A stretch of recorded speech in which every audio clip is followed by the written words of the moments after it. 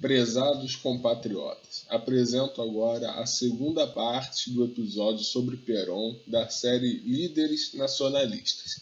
É a segunda parte de 3, então ainda haverá mais uma parte. Na primeira parte, como nós já vimos, analisamos a trajetória política de Perón, desde a Revolução de 43 até a eleição dele pelo voto popular em 1946.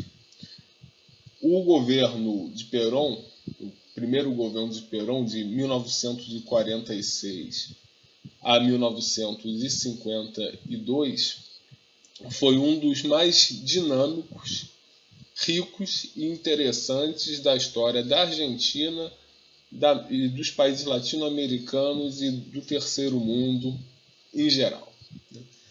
Nesse período, foi consolidado na Argentina o Estado Social, cujos pilares foram o nacionalismo econômico, voltado à soberania sobre os recursos naturais e a autossuficiência produtiva nacional, e também voltado à plena incorporação dos trabalhadores, das mulheres, das crianças à cidadania. Foi um período bastante rico de várias perspectivas, tanto da perspectiva do desenvolvimento produtivo, da industrialização nacional, quanto da ampliação da cidadania, da construção das instituições de bem-estar social. Os eixos da política peronista nesse período, que sedimentaram a base do peronismo, foram a valorização do mercado interno, o nacionalismo econômico, voltado à autossuficiência nacional em relação à produção, ao consumo, o protagonismo do Estado, a centralidade da indústria, a forte participação, o protagonismo do sindicalismo da CGT, da Central Geral dos Trabalhadores, que gozava de bastante autonomia frente ao governo, e também a ampliação das políticas sociais de um modo geral. Políticas sociais feitas não só pelo Estado, em termos de educação, de saúde, de saneamento, como nós veremos,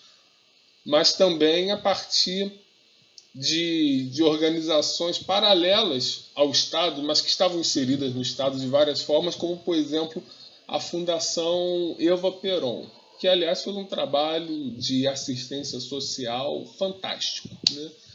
Quem entrar na internet e procurar sobre os feitos da Fundação Eva Perón, certamente vai se impressionar, porque ia desde distribuição de brinquedos às crianças até a concessão de bolsas e criação de escolas para a formação de enfermeiras. Então, foi uma fundação muito importante para as políticas sociais na Argentina nesse período, sempre no sentido de elevar a qualidade de vida, de elevar a autoestima, de elevar a força política das massas populares da Argentina, tendo como liderança a primeira-dama argentina, Eva Perón, também conhecida como Evita, que nesse período tornou-se não apenas a primeira-dama do país, mas também líder espiritual da nação, líder espiritual do peronismo e grande referência para os peronistas até hoje. Inclusive, uma das canções dos Montoneiros, um grupo armado peronista mais alinhado à esquerda nos anos 70, era se Evita viviera, se Evita vivesse, se Evita viviera, seria Montoneiro. Ou seja, ela se tornou uma grande referência para a nação argentina, uma líder não só política, mas também e, sobretudo, espiritual. O peronismo tinha e tem essa dimensão espiritual muito forte, não só a dimensão material, a dimensão política, institucional, mas também uma dimensão do sagrado, da qual Evita tornou-se líder e merecidamente, uma vez que ela foi a ponta de lança do governo nas políticas sociais no atendimento às necessidades da maioria da população. Então, tanto a Fundação Eva Perón quanto a Central Sindical CGT apesar de não serem do Estado argentino, não estarem inseridos diretamente no Estado argentino, mas foram grandes parceiros do Estado argentino nesse período e contribuíram muito para o peronismo e para as mudanças políticas, sociais e econômicas que ocorreram nesse período, né? E que beneficiaram a grande massa dos argentinos, né? A política interna do peronismo, né, teve como contrapartida a política exterior. Havia, dentro do peronismo, o peronismo é uma visão de mundo, é uma forma completa de organização política, em que todos os elementos estão articulados. Então a política interna estava articulada à externa e vice-versa, né? A política interna nós delineamos as linhas gerais agora e vamos esmiuçar depois, né? E esse nacionalismo, esse industrialismo, essa política de soberania, de autonomia nacional no plano econômico, de atendimento às demandas das massas trabalhadoras, das massas populares na Argentina, teve como contrapartida no plano externo uma política de não alinhamento, tanto em relação aos Estados Unidos, tanto em relação à União Soviética. Era o que o governo peronista, os peronistas chamavam de terceira posição. Então, o nacionalismo interno vinculava-se a um nacionalismo externo. Nem Washington, nem Moscou. Argentina, né? Era esse o mote dos peronistas. E mais ainda, né? Além de não haver um alinhamento nem aos Estados Unidos e nem à União Soviética, havia também uma busca por uma integração sul-americana, particularmente com o Brasil. Desde antes de assumir a presidência, Perón já mantinha fortes ligações, fortes contatos com Getúlio Vargas, né? Perón e Getúlio Vargas eram amigos pessoais, admiravam-se reciprocamente, inclusive muitas das leis trabalhistas criadas na Argentina depois da Revolução de 43 foram inspiradas nas leis trabalhistas aplicadas no Brasil, né? E que, como falarei em outro vídeo, em outra oportunidade, não tiveram nada a ver com fascismo, com Carta de Lavoro, nada disso, né?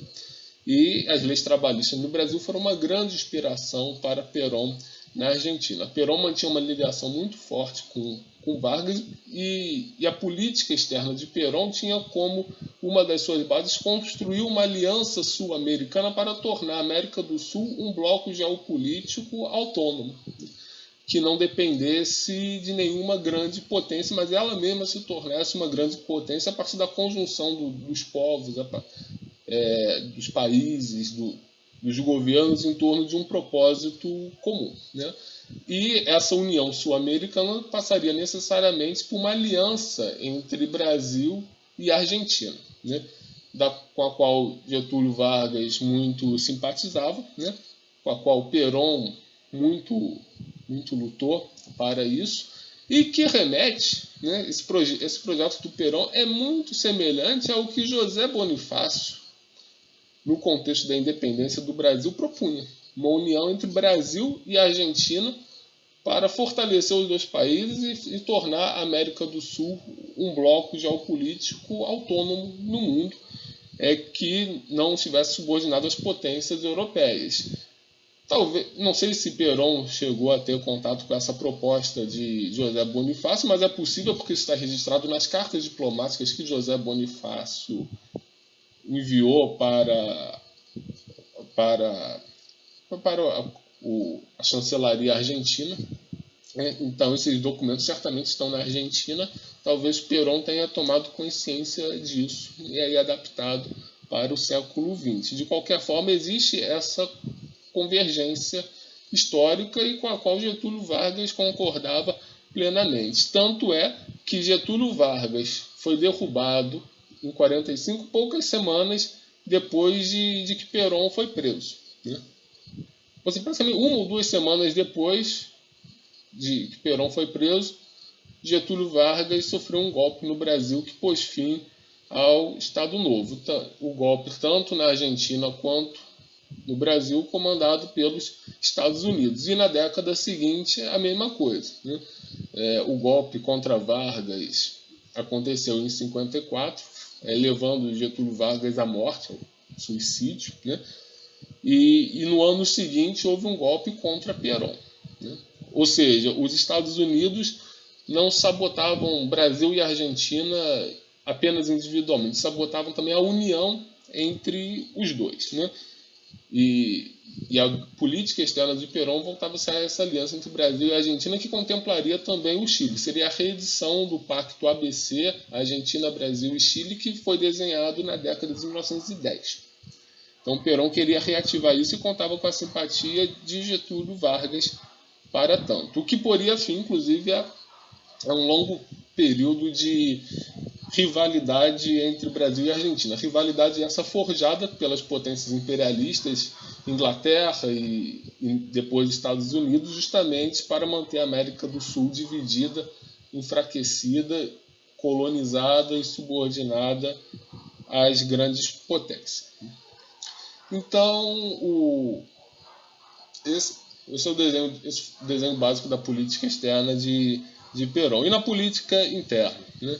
O principal legado institucional de Perón foi a Constituição de 1949, que substituiu a de 1853 e aprofundou a soberania nacional e a democracia no país, né? Então, todos aqueles que acusam o Perón de ser fascista, de ser ditatorial, precisam prestar muita atenção na Constituição de 49, porque ela era muito mais democrática do que a de 1853. Né? Entre as principais inovações da Constituição de 49, constava o artigo chamado Direitos do Trabalhador, da Família, da Velhice e da Cultura, né? Que consagrava constitucionalmente os direitos trabalhistas e sociais, como as férias, 13º, a jornada de trabalho de 8 horas diárias, a aposentadoria obrigatória universal, educação e saúde públicas e universais, direito à sindicalização, direito a participar de um sindicato, entre tantas outras garantias. Então, esse artigo foi muito importante porque constitucionalizou, formalizou na letra da lei a integração dos trabalhadores das massas populares argentinas ao aparelho de Estado, né? Então, a participação popular da Argentina não era mais só um desejo, era uma forma jurídica. Isso estava juridicizado ali na Constituição, né? Era lei e qualquer governo deveria aplicar aquilo. Isso é uma inovação muito grande. Num país de tradição oligárquica como a Argentina, isso não é pouca coisa, né? Isso foi uma revolução propriamente dita, né? Havia também na Constituição de 49 o artigo 40, extremamente controverso e polêmico. Por que nacionalista? Né? Justamente porque era nacionalista, que foi controverso e polêmico, porque as oligarquias não aceitaram, né? O imperialismo não aceitou, né? O artigo 40 declarava a propriedade do Estado sobre os serviços públicos em geral, serviços de água, luz, transporte, etc., né? E também sobre recursos naturais como minerais, quedas d'água, jazidas de petróleo, de carvão, de gás e demais fontes naturais de energia, né? Esse artigo 40 era extremamente semelhante ao que propugnava tanto a Constituição de 1917 do México, quanto a Constituição de 1937 do Brasil. Também se instituiu o voto universal feminino, né? Mulher não podia votar antes, passou a votar com Perón. É verdade que a proposta do voto feminino foi aprovada na Argentina em 47, no governo Perón, né? O governo Perón é que lutou para isso e conseguiu. Foi aprovada com unanimidade no Congresso argentino, mas a iniciativa coube ao governo de Perón, né? Tendo Evita como baluarte disso. As mulheres passaram a ser representadas na política argentina, um avanço progressista gigantesco, né? Como é que o Perón podia ser fascista se ele incluía as mulheres, né? Uma das características do fascismo foi o extremo conservadorismo na questão de gênero, a exclusão das mulheres do espaço político. Perón fez justamente o contrário, né? Então Perón, nesse sentido, estava alinhado com o que havia de mais progressista no mundo naquela época, né? E levou isso para a Argentina, né? Tendo Evita como líder não apenas política, mas líder espiritual da nação, né? E além do voto universal feminino, também se criou eleição direta para presidente e para senadores nacionais. Porque antes da Constituição de 49, o presidente era eleito pelo colégio eleitoral e os senadores nacionais eram eleitos pelas legislaturas provinciais. Ou seja, Perón ampliou o direito de voto para as mulheres e ampliou também a abrangência, a força do voto popular. A partir de então, presidentes e senadores passariam a ser eleitos pelo povo, como é em qualquer democracia digna do nome, né? Mas vamos lembrar que os Estados Unidos, que não são uma democracia, pelo menos não são a democracia que eles dizem ser, né? Nos Estados Unidos, a eleição para presidente é uma eleição indireta. Era assim na Argentina também, e Perón derrubou isso para tornar uma eleição direta, né? Cadê o autoritarismo? Cadê o fascismo? Cadê a ditadura aí? Muito pelo contrário, o autoritarismo era o que havia antes. Com Perón houve uma democratização real, uma democratização em todas as esferas da sociedade argentina. E isso, evidentemente, as oligarquias atrasadas, arcaicas, autoritárias, coronelistas, definitivamente não aceitaram isso e pintaram Perón como um demônio, né? Mas demônio era o que havia antes de Perón. Demônio eram os governantes antes de Perón, com a exceção do Hipólito Yrigoyen, que fez um governo para a maioria e por isso foi derrubado por um golpe militar de direita em 1930. Então, a Constituição de 49 foi um marco, né? Mudou completamente a política argentina como se vê. Mudou a política argentina no sentido nacionalista, no sentido popular, no sentido democrático, né? No sentido de inclusão, de participação e de cidadania para os trabalhadores, para as mulheres, enfim, para o povo argentino em geral, sem tirar nada de ninguém. Os ricos não perderam nada com a Constituição de 49. Perderam o privilégio de mandar e desmandar. Aí sim, isso eles perderam, mas tem que perder mesmo, né? Aí não é ditadura fazer eles perderem, né? Democracia é o povo poder participar, e foi isso que o Perón fez na Argentina, né? E além da Constituição de 49, que teve um impacto gigantesco, mudou completamente a relação entre Estado e sociedade na Argentina, né? Perón, assim que assumiu, tomou medidas bastante profundas de remodelação das relações de produção, das relações sociais na Argentina, no sentido que eu disse no início do vídeo, ou seja, de buscar a autossuficiência industrial e agrícola do país, de desenvolver o país, de ampliar os salários, de melhorar a qualidade de vida da população, de ampliar os serviços públicos elementares, né? Algumas das primeiras medidas de Perón como presidente foram a nacionalização do Banco Central da Argentina. Prestem atenção, assim que ele assumiu o governo, ele nacionalizou o Banco Central argentino, né?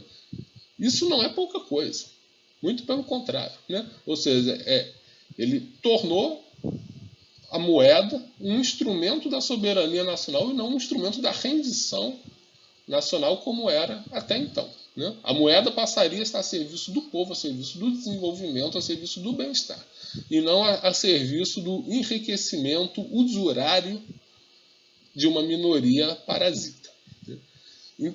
E além da nacionalização do Banco Central, ele também, imediatamente, assim que assumiu, converteu todos os depósitos monetários na Argentina à moeda argentina, ou seja, o que estava em dólar, o que estava em libra, tudo passou para a moeda argentina, né? O Perón também, logo assim que assumiu, ele nacionalizou o comércio exterior de cereais, né? Cereais é uma das principais pautas principal pauta da agricultura argentina, né? Que a economia argentina era basicamente voltada para a exportação de trigo e carne, né? Então, ele nacionalizou o comércio exterior do trigo, dos cereais em geral, pela criação do IAPI, né? O Instituto Argentino para la Promoción del Intercambio, né? Para a promoção do comércio exterior, né? E o IAPI, um instituto estatal, evidentemente, foi criado para transferir recursos do setor primário exportador para o industrial, né? Acoplado, né, toda uma dinâmica de desenvolvimento autônomo que o Perón queria colocar. Porque desenvolvimento para Perón, assim como para Vargas também, é desenvolvimento autônomo, é desenvolvimento soberano, é desenvolvimento nacional. Essa palhaçada de desenvolvimento associado e dependente, isso aí é invencionice do Fernando Henrique, né, e de outros sociólogos bancados pela Fundação Ford, pela Fundação Rockefeller. Isso nunca existiu.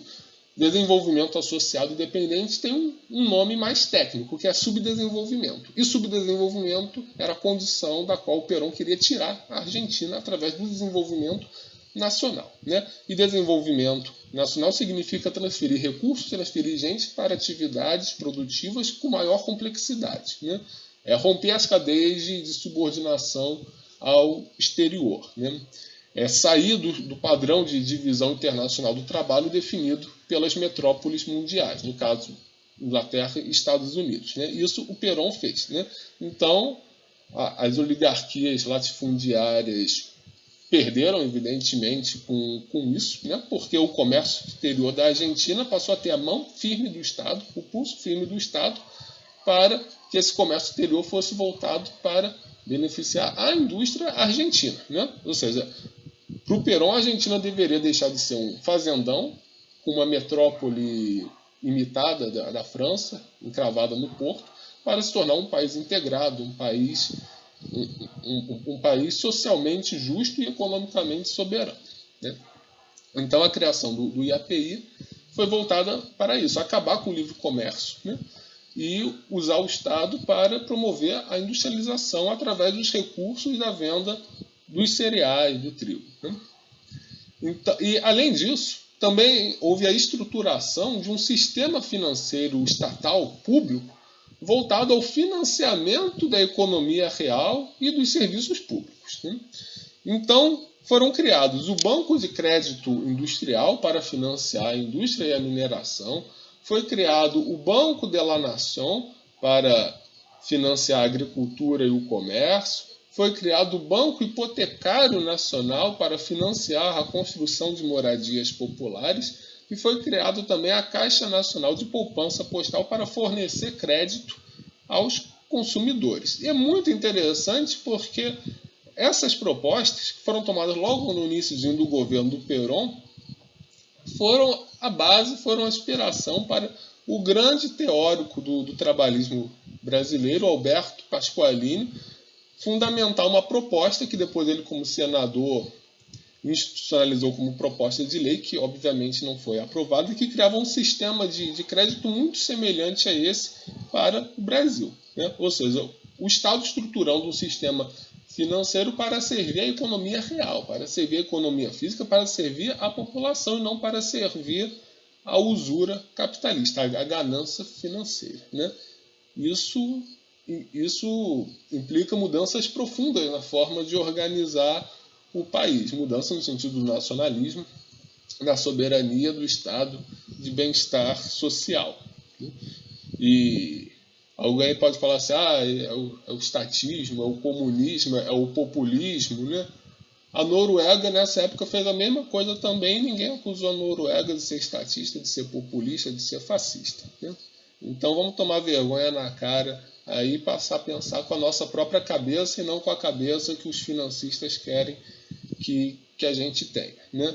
Vamos pensar em termos da nossa realidade, do que é bom para a gente e não do que é bom para Wall Street, para a City de Londres, né? Perón pensava assim, Perón pensava com a cabeça argentina, Vargas pensava com a cabeça brasileira, Pasqualini pensava com a cabeça brasileira, e é com essa cabeça que temos que pensar como melhorar a nossa vida e não como criar mais problemas para a gente, para dar dinheiro para um punhado de endinheirados lá fora que querem que a gente literalmente se exploda, né? Mas enfim, voltando aqui para o Perón, né? E em 1947, Perón lançou o primeiro plano quinquenal, né? Plano quinquenal, evidentemente inspirado na experiência soviética, que vinha tendo bastante êxito na época, né? Em desenvolver a indústria. Tanto é que a União Soviética, de um país que mal tinha saído do feudalismo, um país absolutamente arcaico, atrasado, com predominância do setor rural na Revolução Russa, em 25 anos depois, já era uma das principais potências industriais do mundo e vencendo a hiper, ultra, mega industrializada Alemanha nazista, né? E protegendo os países do Ocidente, uma vez que foi a União Soviética que ganhou a Segunda Guerra. Não foram os Estados Unidos, muito menos a Europa Ocidental. Foi a União Soviética que, de fato, derrotou a praga nazista, né?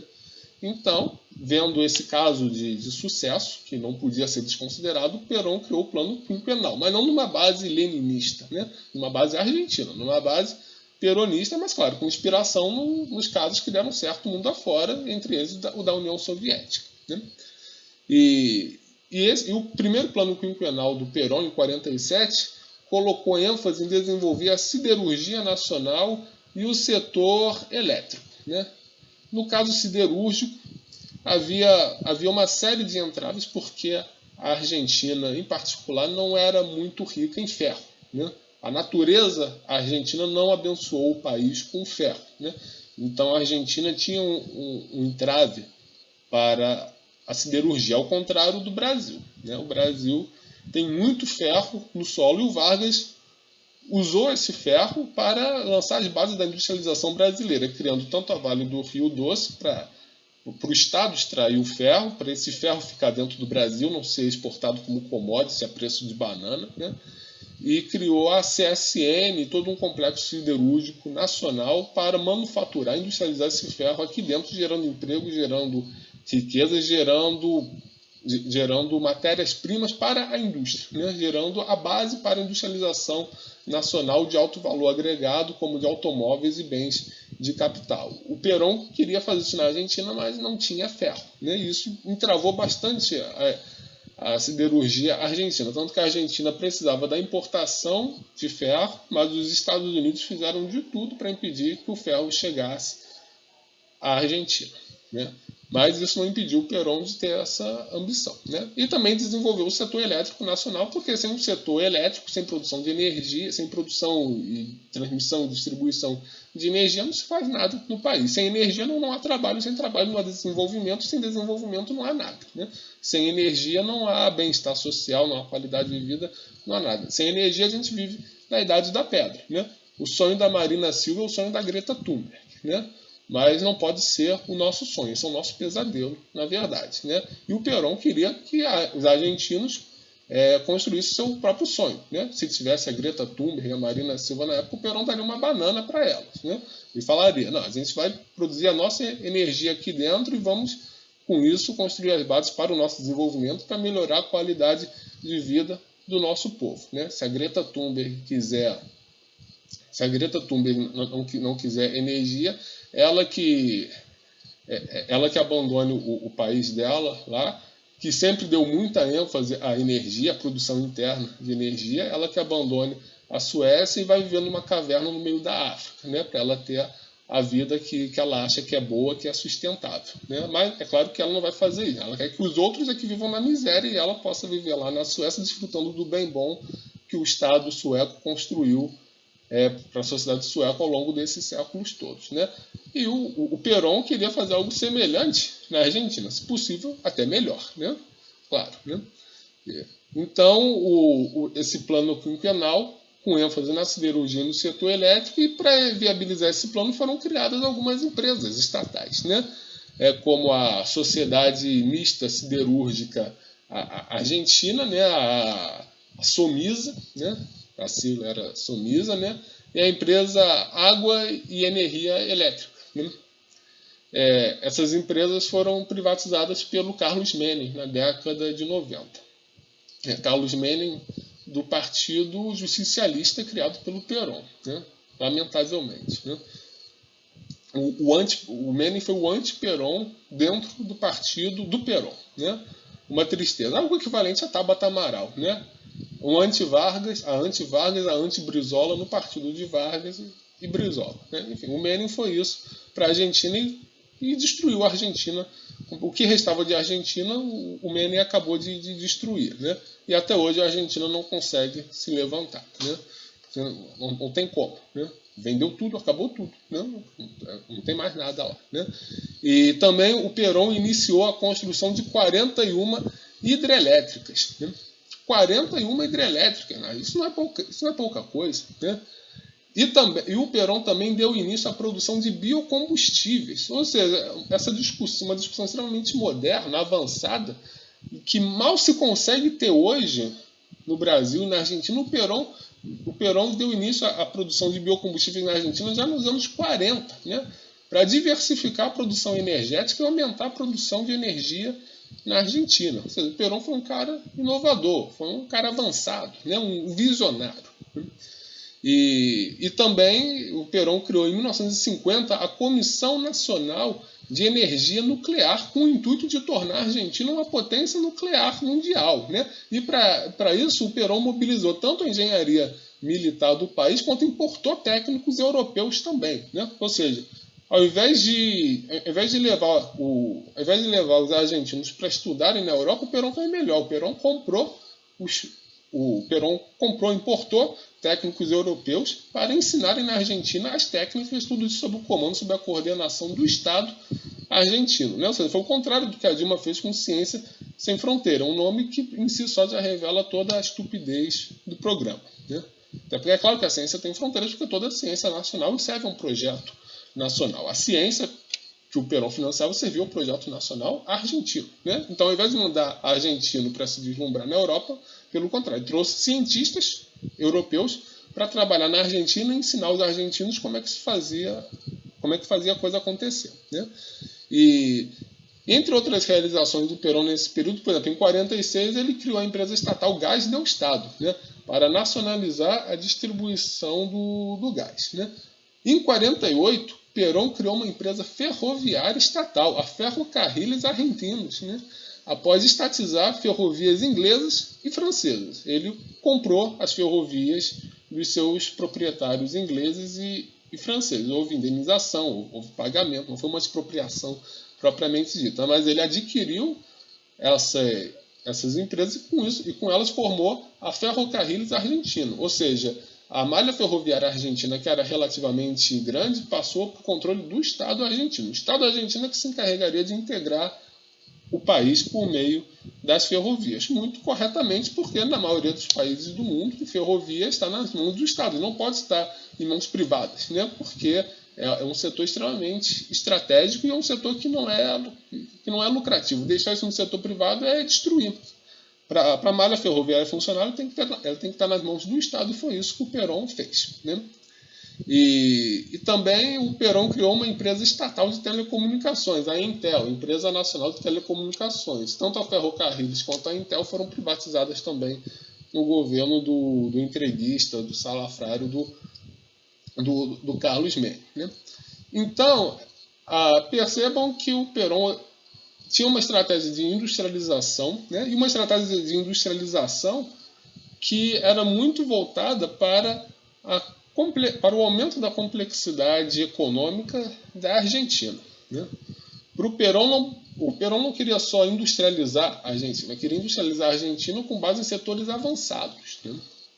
Setores avançados que incluía energia nuclear, que incluía biocombustíveis, incluía penicilina, né? O Estado argentino passou a fazer penicilina, aviões, né? A Argentina já tinha uma indústria estatal de aviões desde 1927, né? Com a fábrica argentina de aviões, que era uma empresa estatal, né? Que também teve um grande impulso no governo do Perón. O setor naval também foi bastante prestigiado, né? E foi construído o maior navio mercante da América Latina. A petroquímica conheceu um grande impulso, porque o Perón favoreceu os setores de alta complexidade, não só porque eles é que trazem mais desenvolvimento e mais empregos, né? Mas também porque ele entendeu muito bem, né, que a Argentina na época tinha cerca de 20 milhões de habitantes, né? É uma população grande demais para o país viver só de agricultura, né? O Perón entendeu isso, né? 20 milhões de argentinos é muita coisa para a agricultura sozinha sustentar. Né? Um país de 20 milhões primário exportador vai ser um país com uma maioria miserável. Né? Mas também 20 milhões de habitantes não era tanta gente assim para o país construir um parque industrial voltado para produzir tudo ao mesmo tempo. Né? Então havia um certo limite, um gargalo demográfico aí. Né? Então Perón priorizou as indústrias de alta tecnologia, as indústrias de base de alta complexidade, justamente para absorver essa população. Né?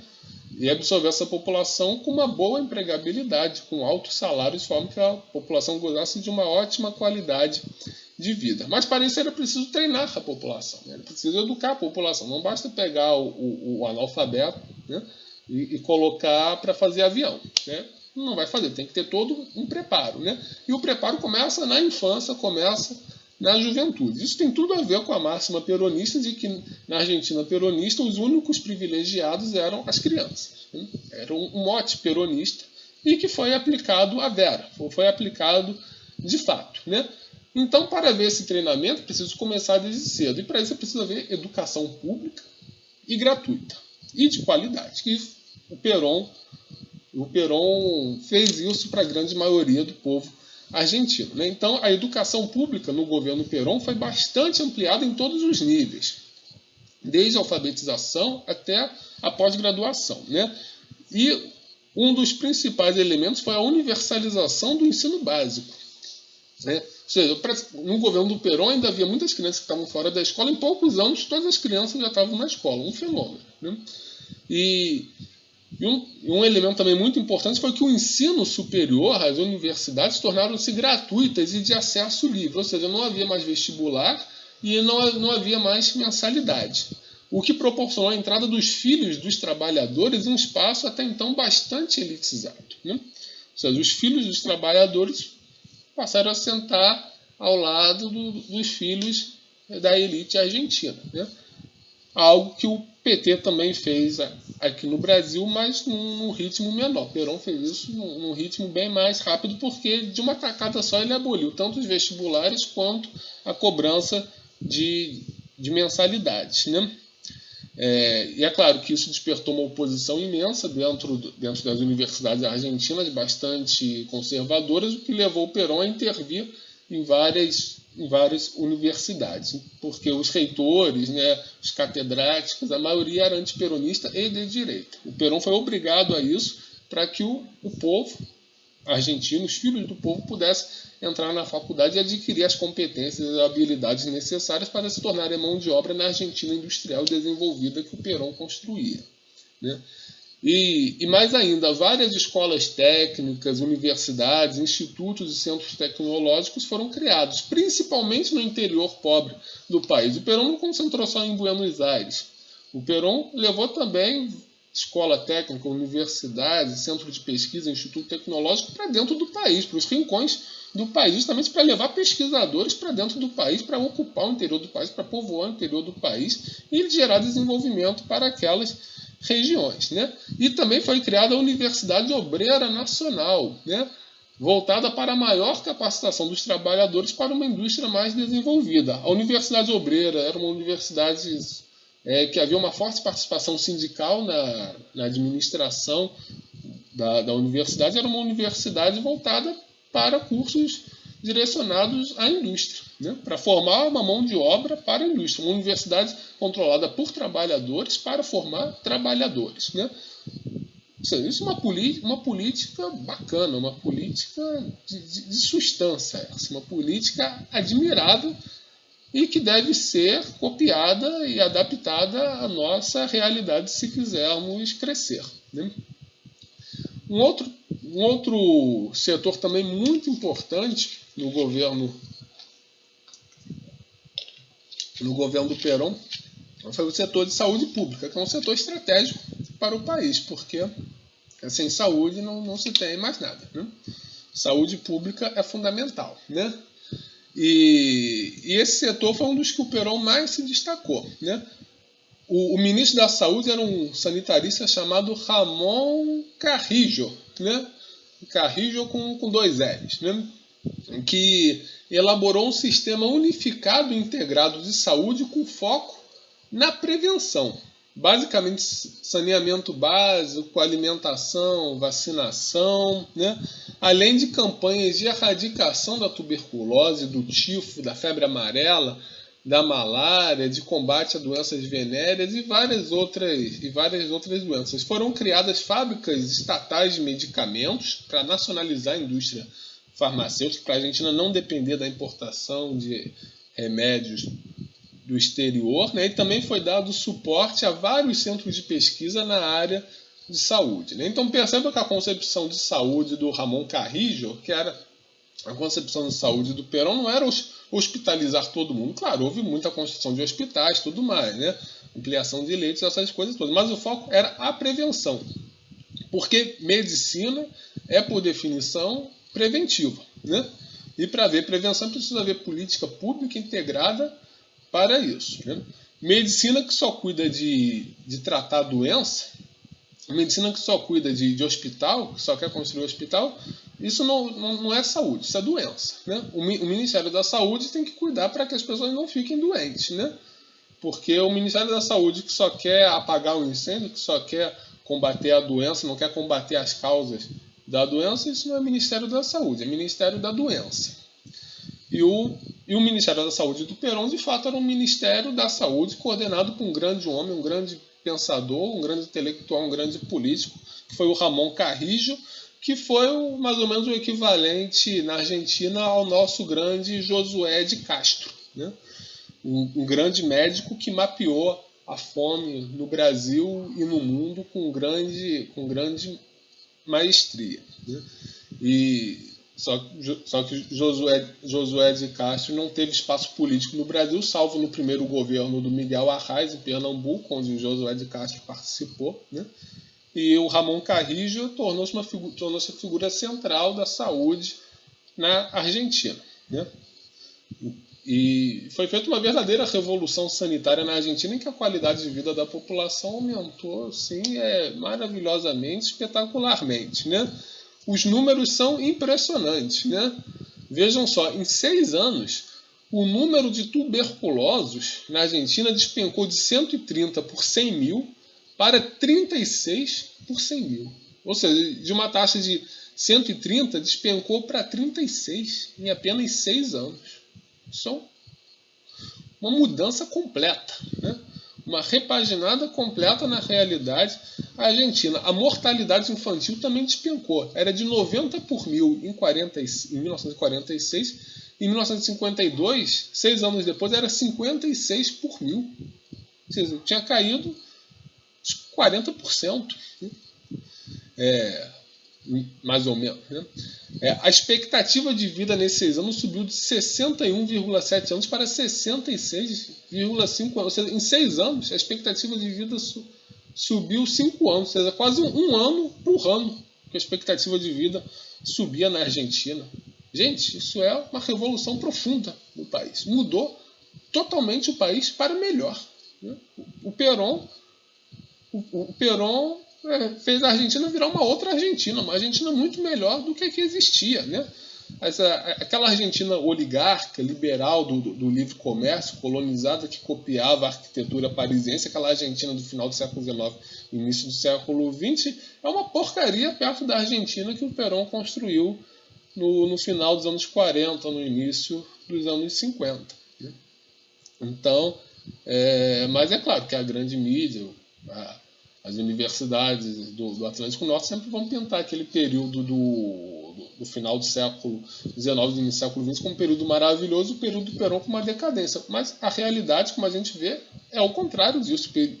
O primeiro governo Perón foi a melhor época que a Argentina já teve em toda a sua história. Foi uma época em que o povo argentino de fato gozou de um estado de bem-estar social, de uma qualidade de vida equivalente e algumas vezes até melhor a de muitos países europeus na época, né?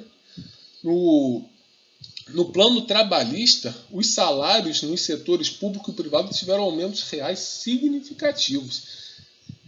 Nesse período, o aumento dos salários na indústria chegou a 50% de aumento real entre os trabalhadores industriais nesse período. Né? Muita coisa. Né? Muita coisa que eu digo é um número expressivo, mas é necessário, né? Não é muito, claro que não, né? Mas é uma coisa considerável, né? A gente vê que houve de fato uma melhoria da qualidade de vida, uma melhoria da posição política, econômica, social dos trabalhadores. A classe trabalhadora na Argentina de fato foi bastante empoderada no governo Perón, né? O consumo explodiu, né? E disparou o consumo, né? E em 1952, mais da metade da renda nacional correspondia a salários e aposentadorias, o que tornou a sociedade argentina extremamente igualitária para os padrões latino-americanos. E, evidentemente, fez as oligarquias latifundiárias arrancarem os cabelos, né? Porque ela estava vendo que a Argentina, de fato, estava se desenvolvendo, que ela estava perdendo, e que essa oligarquia estava perdendo posição na sociedade, né? E além disso, houve também o plano cultural. Né? O Perón foi um gênio. Né? O Perón vislumbrou todos os campos de atuação política, né? Inclusive cultura e comunicações. Né? No plano cultural, o governo impôs a obrigatoriedade dos cinemas de transmitirem filmes argentinos e criou cotas para o cinema nacional, o que levou a um recorde anual de produção de filmes. O cinema argentino, muito prestigiado, de altíssima qualidade, teve muitos incentivos, foi muito protegido pelo governo nesse período. Houve também uma série de políticas, no plano das comunicações, o governo do Perón nacionalizou a produção do papel jornal, então os jornalões de direita tinham que comprar do governo o papel para poderem fazer o vomitório que eles geralmente fazem, né? Ou seja, para falar mal do governo argentino, tinha que dar dinheiro para o governo argentino. O Perón foi genial, né? E além de que o Perón também favoreceu bastante rádios comunitárias, jornais alternativos, né? Ao invés de financiar o grupo Clarim, financiou grupos alternativos mais populares para democratizar as relações de comunicação na Argentina, o que, é claro, fez a grande mídia argentina, o grupo Clarim, ficar histérico. Né? E até hoje eles são histéricos contra o Perón e contra tudo que lembra o peronismo. Né? Então, essas foram basicamente as características do primeiro governo do Perón, né? Que foi de 46 a 52. Né? O segundo governo do Perón, que foi iniciado em 52, após ele ser reeleito, foi amplamente reeleito, porque, claro, foi um arraso. O Perón arrasou na eleição de 52 e não tinha como ser diferente. As massas, o povo argentino amava o Perón, né? E não podia deixar de amar, né? Claro, como a gente está vendo aqui, né? Só que o segundo governo foi iniciado em um contexto bastante grave e turbulento, né? Houve a morte prematura da Evita, né, que faleceu de câncer. Né? Ela que se tornara um símbolo da luta peronista, comovia as massas argentinas. Né? Ela veio a falecer e o Perón perdeu um grande apoio que tinha, né? um sustentáculo ideológico do governo Perón, que era a Evita, veio a falecer. Né? Isso gerou uma comoção muito grande na Argentina. O povo chorou muito. As elites comemoraram muito, né? As elites argentinas pichavam nos muros e gritavam "Viva o câncer!". Né? Teve foguetório nos bairros nobres de Buenos Aires quando a morte da Evita foi anunciada. Enquanto isso, os bairros operários choravam a morte dela. Né? Enfim, a divisão de classes na Argentina ficou bastante pronunciada com a morte da Evita, né? Que basicamente espelhava a divisão na sociedade em torno do governo do Perón. Né? E mais ainda, em 52, no início desse segundo governo do Perón, né, houve o escasseamento das divisas, né, porque a Argentina tinha acumulado grandes divisas com a guerra, e essas divisas foram investidas em indústria, em serviços públicos, em redução da tuberculose, enfim, em desenvolvimento nacional em todos os sentidos. Né?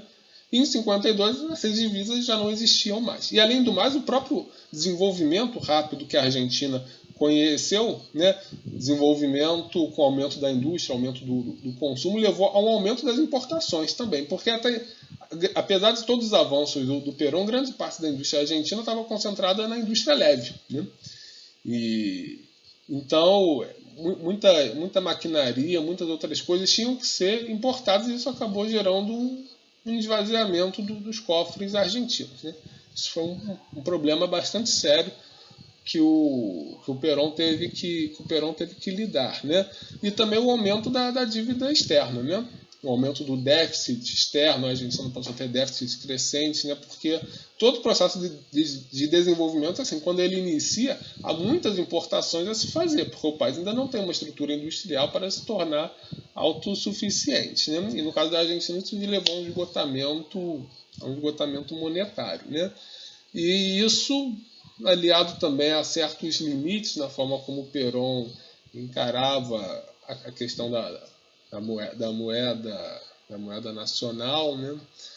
Alguns receios que se tinha de que um maior aumento de moedas, uma maior emissão de moeda pudesse levar a um circuito inflacionário, né?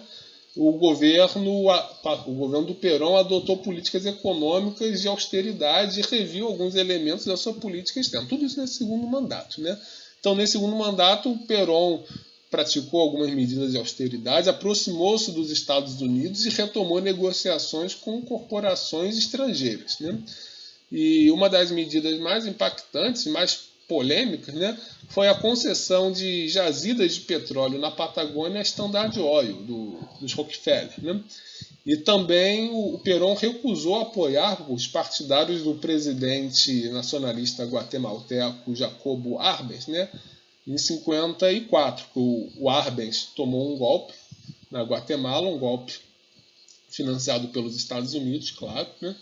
E os partidários do Arbenz refugiaram-se na embaixada em Buenos Aires, mas o Perón negou refúgio político a eles, né?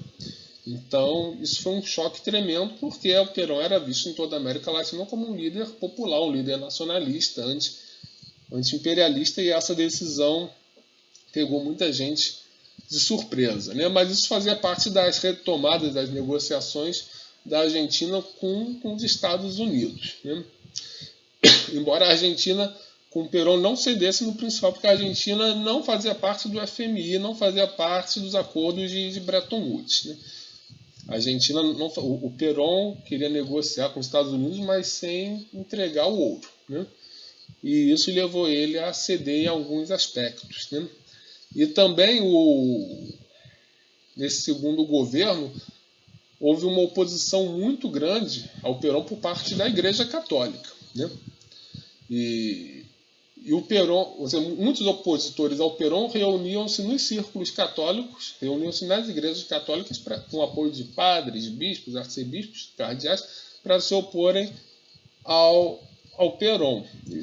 Isso num contexto em que a base operária peronista não era particularmente muito religiosa, não era muito chegada ao catolicismo, né? E o Perón respondeu a isso retirando o ensino religioso das escolas públicas, né?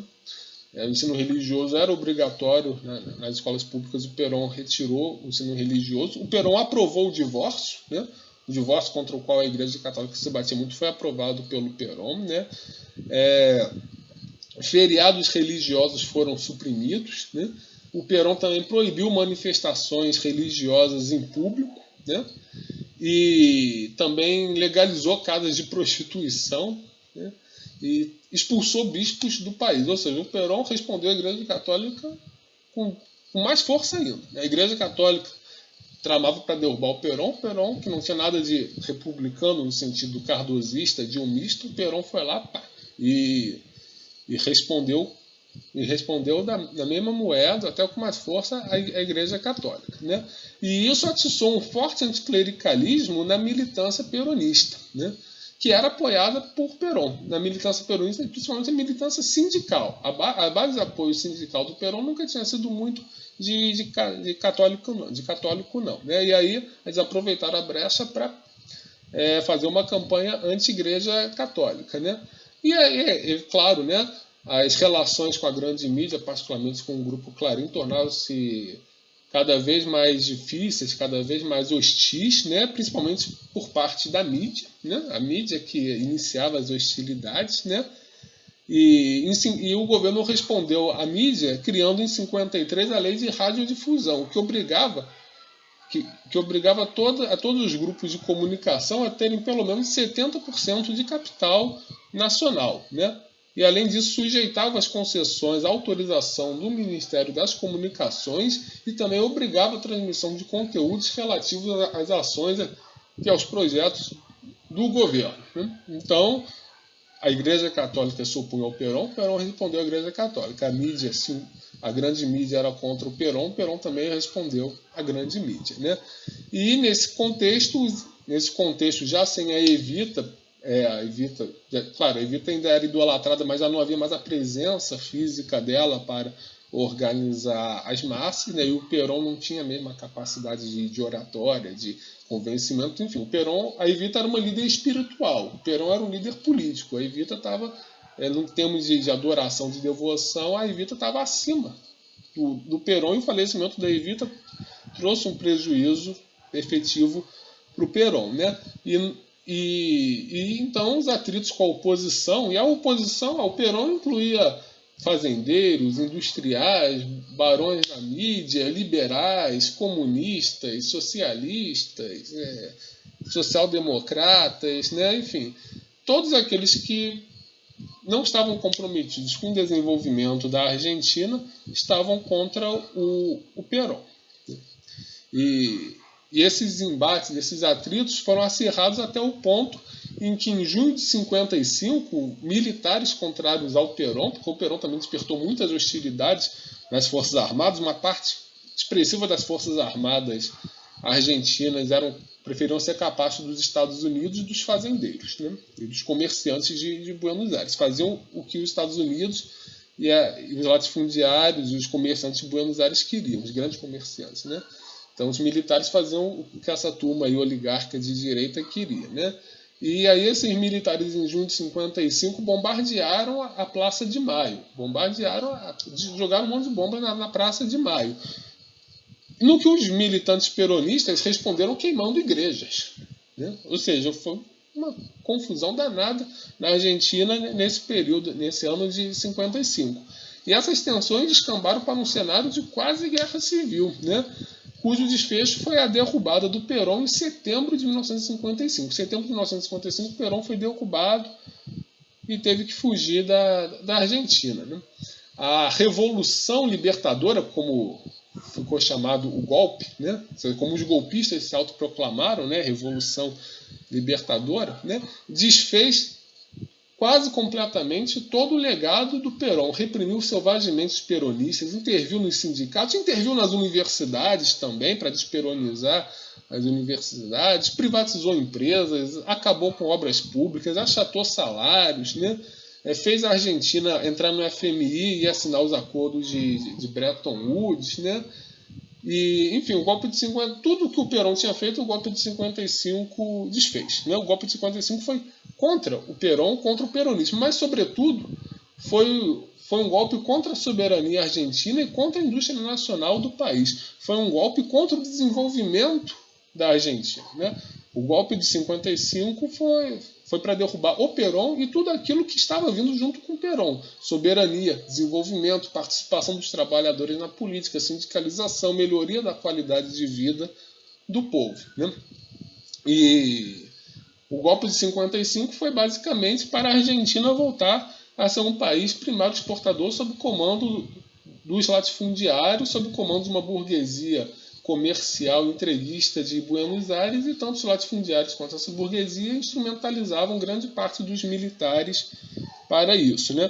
Foi uma das maiores covardias já feitas na história da América Latina. Infelizmente, um nome que participou disso, um nome que é muito querido entre os setores mais intelectuais da esquerda brasileira, o economista argentino Raul Prebisch, da CEPAL, né? Que deu uma grande contribuição teórica no campo da economia política internacional, ao elaborar a teoria da contradição entre centro e periferia, da necessidade de desenvolvimento econômico dos países periféricos sob a liderança do Estado para atingir o padrão de vida e de acumulação dos países centrais, né? O Raul Prebisch era antiperonista e tomou parte do golpe de 55, tanto que ele foi logo nomeado presidente do Banco Central argentino, e a prática dele no Banco Central argentino foi absolutamente lamentável e contraditória a tudo que ele defendia até então e tudo que ele continuou defendendo teoricamente. O Prebisch defendia a industrialização nacional nos seus livros, mas como presidente do Banco Central dizimou a indústria nacional argentina, né? O Prebisch defendia uma industrialização por substituição de importações, né? E, no entanto, como presidente do Banco Central, fez uma política voltada para o aumento das exportações, sendo que, evidentemente, o único setor exportador que a Argentina tinha era o setor agropastoril, o setor agropecuário, né? A indústria argentina não tinha condição de competir no mercado internacional. Então, porque a indústria argentina tinha que abastecer o mercado interno. Por isso que o Perón valorizava o mercado interno e protegia esse mercado interno para a indústria nacional argentina. O Prebisch acabou com isso, obrigou a indústria argentina a concorrer no mercado internacional, o que levou essa indústria à falência, à quebradeira total, e o Prebisch foi responsável por destruir o pouco de industrialização que a Argentina havia começado. Uma contradição, um cara que é o expoente do desenvolvimentismo, né?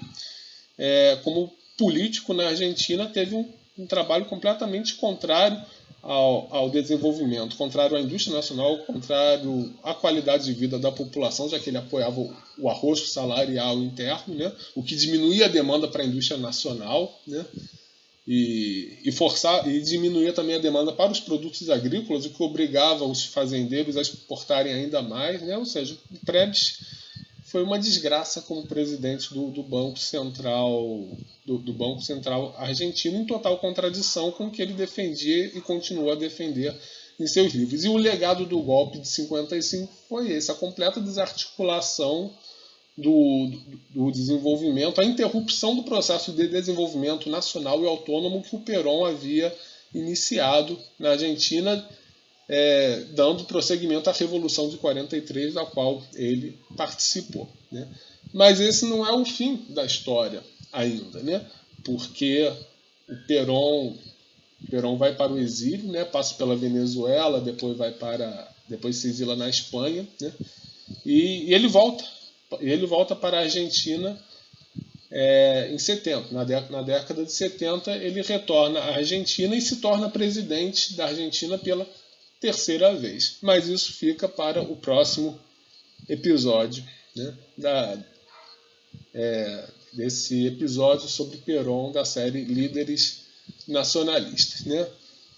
Muito obrigado a todos. Até a próxima.